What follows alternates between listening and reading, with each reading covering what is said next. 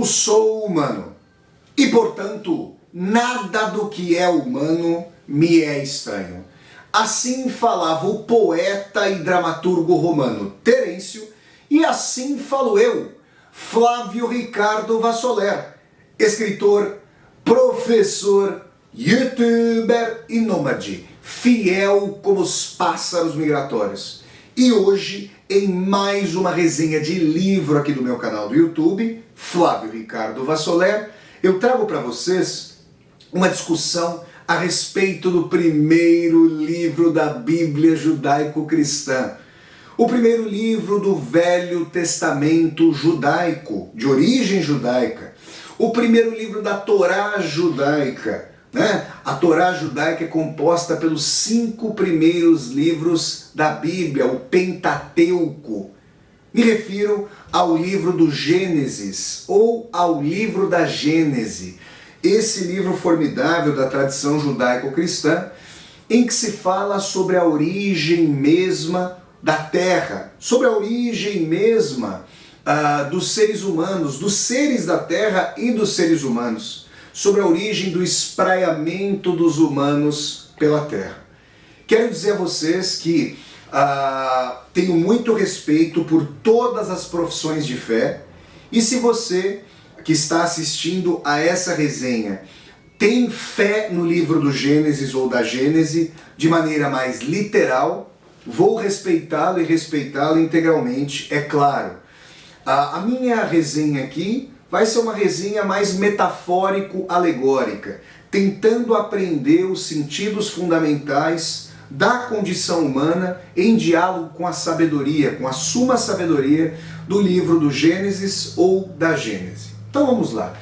Quero dizer a vocês, gente, que uma coisa que me deixa bastante instigado em termos imaginativos, desde a minha formação mais tenra ao ler a Bíblia e ao ler o livro do Gênesis ou da Gênese, é imaginar Deus pairando sobre a face do abismo.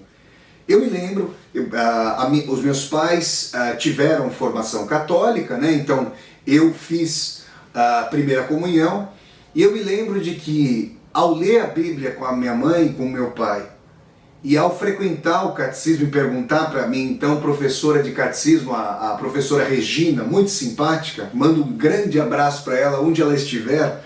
Fiz catecismo, gente, entre os anos de 1991 e 1992, portanto, 30 anos atrás, Nós estamos aqui agora em setembro de 2021, finzinho de setembro de 2021.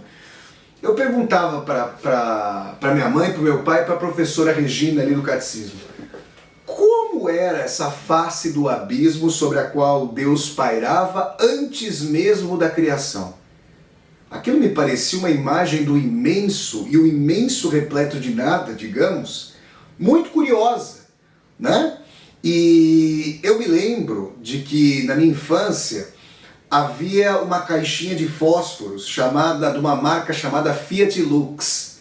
E depois eu vim a saber que Fiat Lux quer dizer, a partir do latim, fez-se a luz. E o fez-se a luz é o ato primordial ali de Deus com relação à criação, o espocar da centelha mesma de vida. Como nós sabemos, e isso sempre também me deixou muito instigado de forma imaginativa, Deus criou o mundo segundo a tradição do livro do Gênesis ou da Gênese em 6 dias e descansou no 7º dia, sendo o primeiro dia o domingo. É por isso que lá, por exemplo, em Israel, o domingo é equivalente à segunda-feira no Ocidente.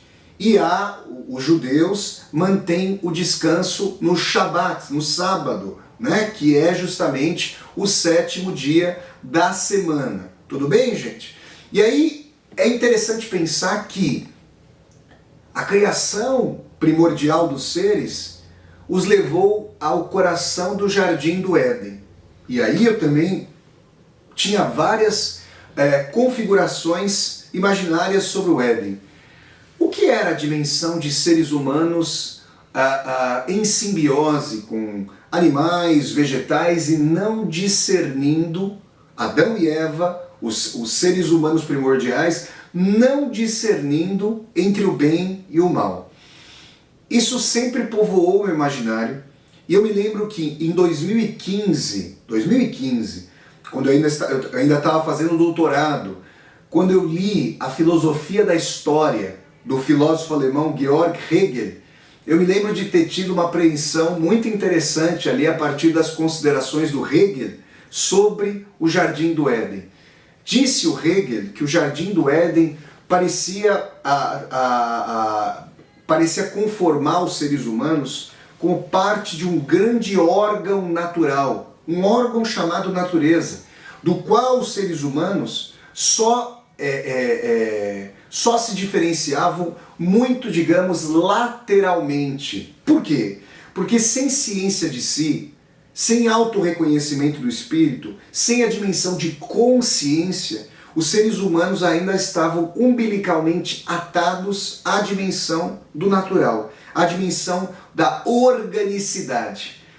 É o espocar da consciência, é a maçã mordida por Adão e Eva, é o discernimento a partir da árvore do conhecimento entre o bem e o mal, que vai trazer aí para os seres humanos a dimensão de que existem para além da reprodução, de que existem como sentido, de que existem como consecução. E aí também desponta uma questão fundamental a partir do livro do Gênesis ou da Gênese. Se Deus criou o ser humano à sua imagem e semelhança, como se diz ali no livro primordial da Bíblia judaico-cristã, de onde viria a propensão humana para o desvio, para o mal? Essa questão, pessoal, transpassa a história da teologia como filosofia e a história que Nietzsche, o grande filósofo alemão Friedrich Nietzsche, em seu livro O Anticristo, chamou de história da filosofia como teologia, como tentativa de justificação da existência de Deus e de eximir Deus da existência do mal ao longo da vida, ao longo da história. Se vocês quiserem uma discussão sobre as conciliações difíceis, tensas, entre a existência do mal no mundo, na história, e a existência de um Deus tido como sumamente bom, onisciente, onipresente, onipotente, eu recomendaria a vocês duas atividades já realizadas aqui neste meu canal do YouTube, Flávio Ricardo Vassoler. Vocês podem procurar na playlist Aulas ao Vivo com Vassoler, uma aula chamada De onde vem o mal em face de Deus? Santo Agostinho e Allan Kardec respondem.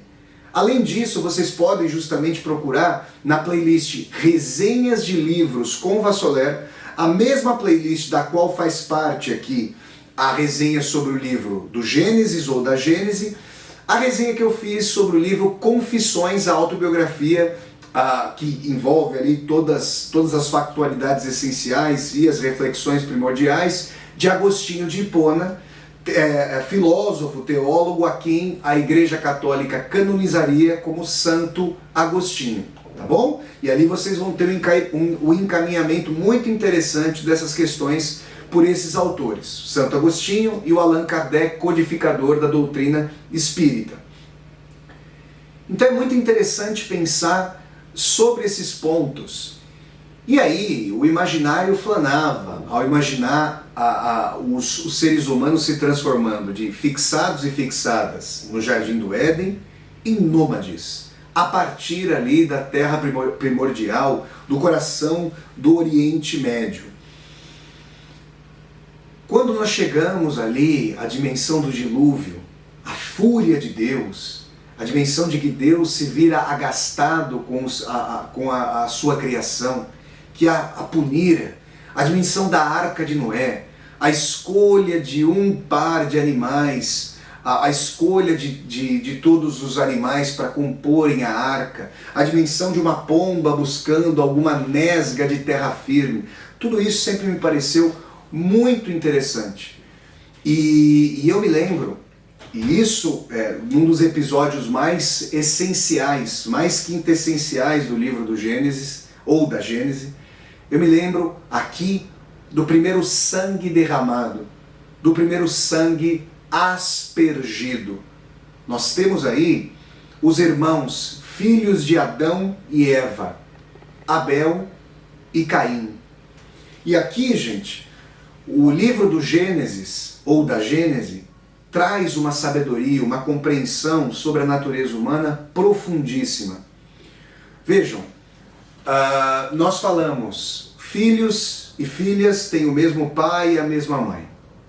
Quem olha com mais acuidade, quem olha com mais profundidade para uma família, vai descobrir muito prontamente que, à distância, nós temos o mesmo pai e a mesma mãe. Mas assim como nós não nos relacionamos com duas pessoas da mesma forma, nós temos mais afinidade, mais, digamos, dissonâncias, mais consonâncias. Pai e mães, como seres humanos, a despeito de, obviamente, quando com consciência mais apurada das formas importantes de relação entre as pessoas, quando tem justiça com seus filhos e suas filhas, tentam ter equanimidade, tentam agir de maneira justa, igual.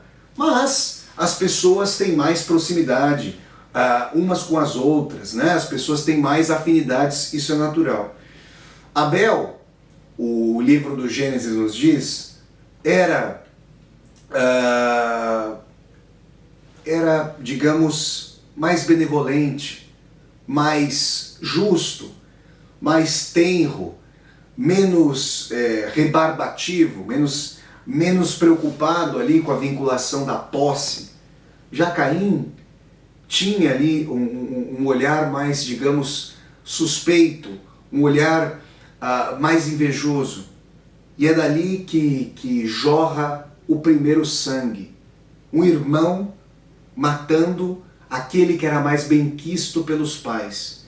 Numa inveja quintessencial, que não se refere apenas e tão somente ao que uma pessoa tem, mas aquilo que ela é. Em cada olhar tortuoso do humano, em cada olhar sinuoso em relação a uma felicidade, a uma ingenuidade, a uma dimensão de fixidez com a vida, de contentamento, acalento da vida com que ela apresenta. Para citar aqui um provérbio muito dito, um dito muito recitado pela minha saudosa e amada avó Nena, que Deus a tenha onde ela estiver. O que é de gosto é regalo da vida. Esse olhar turvo, esse olhar oblíquo, esse olhar triste, sombrio, crepuscular do Caim para com o Abel é uma das marcas fundamentais da natureza humana. E quando, por inveja, por tristeza, por inveja crepuscular, o sangue é vertido pela primeira vez no livro ali do Gênesis, segundo livro do Gênesis e da Gênese, um irmão matando o outro, existe um momento em que Deus, que sempre se apresenta nesses primórdios do Velho Testamento, pergunta a Abel, onde está o seu... Pergunta a Caim, desculpem, onde está o seu irmão? E a resposta de Caim para Deus poderia ser tida como uma das fundações narrativo-literárias, digamos, da ironia. Uma resposta de escárnio, uma resposta de desafio, uma resposta de altivez. E eu lá sou, diz Caim para Deus, e eu lá sou guardião do meu irmão? E essa é uma resposta sumamente enigmática e sumamente tensa. Por quê? Porque se Deus tinha onisciência, onipresença e onipotência, obviamente Deus sabia o que havia acontecido. As interpretações são múltiplas. Será que Deus deu a oportunidade a Caim ao lhe perguntar sobre o estado de seu irmão Abel? Será que Deus dera a Caim a oportunidade de dizer a verdade, de confessar a sua ignomínia, de se arrepender, Caim não confessou o crime, disse que não sabia onde estava o irmão, a despeito de sim o saber, a despeito de saber que seu irmão Abel estava degolado, o seu sangue havia jorrado. E é nessa medida, entendendo que a afirmação do humano, sobretudo na sua dimensão de conquista, desafio, vem com um desvio em relação às normatividades do divino, do absoluto, daquele que é maior, a figura do Pai, daquele que é maior do que a existência, que é anterior ao espocar mesmo da vida segunda, porque a vida primeira reside nele e é para ele, é para Deus, segundo a tradição judaico-cristã. É nesse sentido que nós temos uma concepção do humano como ego, como afirmação do eu, como afirmação de si, contra os demais, para além dos demais, uma afirmação centrífuga, que tem na dimensão do absoluto uma norma centrípeta. Venha a mim, que se prostre diante de Deus, que, segundo a tradição judaico-cristã, é essa força centrípeta maior, essa força de determinação, essa força de sentido. É muito peculiar, é muito importante quando nós estudamos o judaico-cristianismo em cotejo com outras tradições religiosas e percebemos, por exemplo, como se dá no budismo, com a dimensão de que é fundamental transcender o ego como erro fundamental, o ego como centro de vontades que levam ao sofrimento, com suas formas algo distintas de interpretação sobre o ego. Judaico-cristianismo e budismo guardam uma desconfiança profunda em relação às diretrizes do ego. Ego como maldade, ego como fonte mesma do desejo e do sofrimento, ego como ímpeto para além do ego, como transcendência do ego, como comunhão. No caso do budismo, essa comunhão entendendo que a parte é sempre íntegra de um todo. E no caso do judaico-cristianismo, esse todo sendo resguardado pela figura de Deus.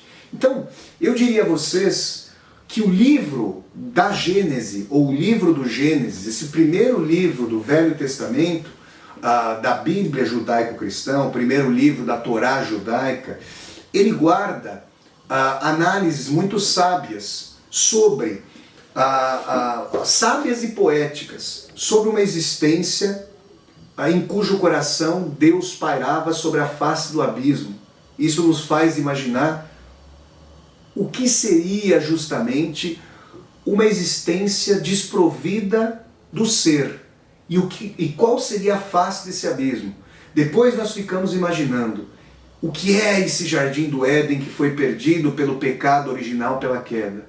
Quereríamos voltar? Poderemos a ele voltar?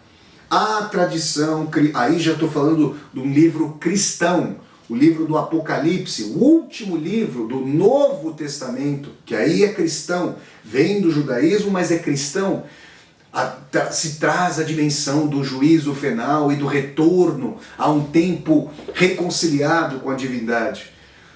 A questão de Adão e Eva, sua queda, a questão da fúria de Deus com o dilúvio, com aquilo que em inglês é chamado de wrath of God, a fúria de Deus em face dos desvios de suas criaturas. Criaturas, por sua vez, concebidas à imagem e à semelhança do divino. E aí o primeiro sangue derramado. A primeira, não a primeira consumação do mal, porque muitas vezes a queda, o morder da maçã, a ciência de si é tida como o ato original da maldade. Mas a primeira vez em que se aspergiu sangue na existência da Terra, na existência humana, na existência dos seres humanos. É assim, pessoal, que o livro da Gênese é um livro, a meu ver, é um livro de grande síntese, de grande panorama, de momentos quintessenciais da vida. E eu falo que o momento mais próprio para nós refletirmos sobre nossas ações é o momento em que Caim demonstra ressentimento, inveja, amargura, tristeza, maldade em relação ao irmão Abel, filhos ambos de Adão e Eva, por ser Abel quem é, e não porque Abel lhe fizesse mal, com ele competisse, dele se apartasse.